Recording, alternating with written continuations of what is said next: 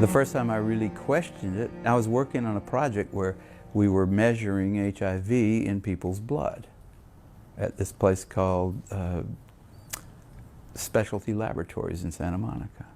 I was just a consultant there. I came in about 3 days a month, and we were working on that, and at some point we needed to re-up our grant from the NIH to work on that, and I had to write it. And so the first line of that was, HIV is the probable cause of AIDS. And I wrote that, and then I said, well, I need a paper, some kind of scientific paper, to reference that statement, because when you make a statement like that, that's like a fact.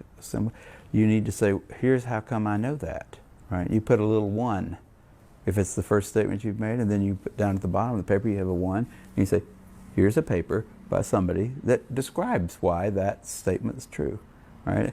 And so I said, well, what's that? I don't know. Let me think about, what is that paper? Who do I go to for that?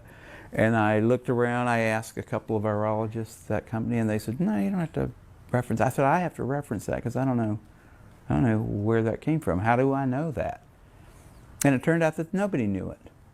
There wasn't a scientific reference, like a paper that somebody had submitted with like experimental data in it and like logical discussion and said, here's how come we know that HIV is the probable cause of AIDS. There was nothing out there like that. Nothing. Can you talk about your experience when you met Luc Montagnier for the first time and you questioned him about his...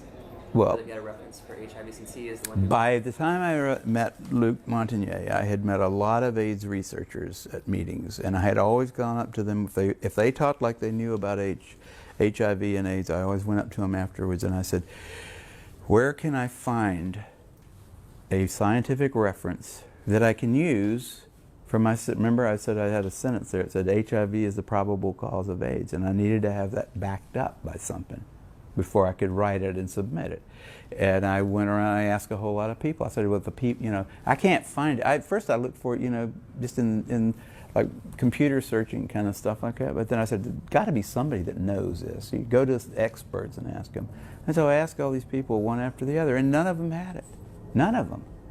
And I was getting really freaked about that. That's when I first started saying, they don't know.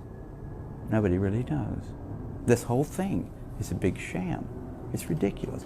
But then finally Montagnier came to there was a special little seminar down in San Diego where an old friend of Robert Gallo's, Flossie Wong-Stahl, was opening up a Department of AIDS research down at San Diego. They had lots of money involved, federal money, and they had Montagnier come there and give a talk. And after that they had a little wine and cheese thing, and I went over to Montagnier afterwards and I said, Dr. Montagnier, I can't find a reference. I can't find a reference to go with the statement HIV is the probable cause of AIDS. I'm sure you can help me. And he knew that he probably should be able to help me. And he said, well, why don't you quote this new work? And by new, he meant like something that came out this year, right? This new work about a virus that can kill monkeys. Or I think it was not monkeys, it was like something related to monkeys, some kind of a baby, a little ape. And I had read that and I said, it was like supposedly going to be a model system for studying AIDS, that somebody had figured out some kind of retrovirus that passing it back and forth between various mammals, they could finally put it into chimpanzees and kill them. And it killed them in about a week, and it didn't kill them there was nothing like AIDS there, It doesn't kill you in a week. It was just totally ridiculous. None of the symptoms were the same. And I said, well, I read that paper, and I didn't see any connection between that and AIDS, and I don't think that would be a real. I wouldn't want to use that as a reference. And I don't remember exactly what he said, but I know he walked away. Oh, no! Before he told me about that paper, he said, "Why don't you use the NIH, like the CDC report?" And I said, "Well, I looked at that, and that was not a scientific paper." And then he said, "What about this other thing? This this like paper that had just come out about a month before, and a lot of fanfare associated with that paper, but it was total crap. It was like, yeah, if you get $2 million, you can figure out how to kill a primate with a retrovirus. So what? Doesn't have anything to do with AIDS. It didn't look like AIDS. It didn't smell like AIDS. It wasn't AIDS. It was just like, got a retrovirus that can kill a chimpanzee. So what?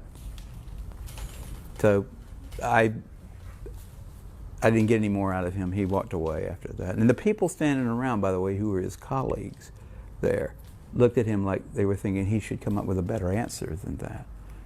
But he couldn't, and he just turned around and walked away. I really thought he'd have an answer.